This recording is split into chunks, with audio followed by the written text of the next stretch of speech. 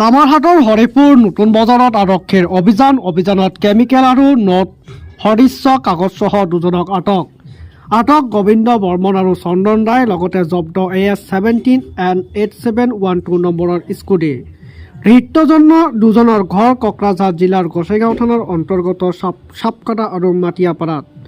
Chemical আৰু not সদৃশ্য কাগজ একত্ৰিত কৰিলে প্ৰস্তুত হয় নকল নোট। গোলকগঞ্জ চক্ৰ আৰক্ষী বিষয়া ৰাতুল হালৰ নেতৃত্বত চলিছিল এই অভিযান।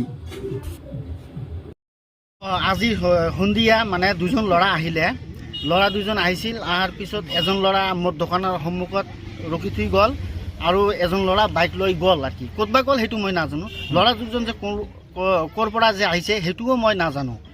তাৰপিছত ল'ৰাটো মোৰ দোকানৰ সন্মুখত 1 ঘণ্টামান হৈ গ'ল। 1 ঘণ্টামান হৈ গ'ল, তাক মই সোধা নাই ক'ৰ পৰা আহিছে ক'ৰ পৰা নাহে, সেইবিলাক সোধা নাই। তাৰপিছত 1 ঘণ্টাৰ পিছত আৰক্ষী দল আহিলে, 4-5জন আহিলে। তাৰপিছত মইতো মোবাইল টিপি আছোঁ, মই মোবাইল ধান্দাতে আছিলোঁ। তাৰপিছত আৰক্ষী দল আহি একদম পূৰা ঢাপ মাৰিলে। তাৰপিছতহে মই গম পালোঁ মোৰ ইয়াত একো মানুহ নাছিল, অকলে ময়ে আছিলোঁ। তেওঁলোকৰ ল'ৰা দুটা, তাৰপিছত কি ল'ৰা দুটাই এতিয়া পুলিচে মাৰি আছে। মাৰাৰ পিছত তাৰপিছত গম পালোঁ মই তাৰ নকলি টকা আছে বুলি গম পাইছোঁ। তাৰ লগত আৰু কি আছে?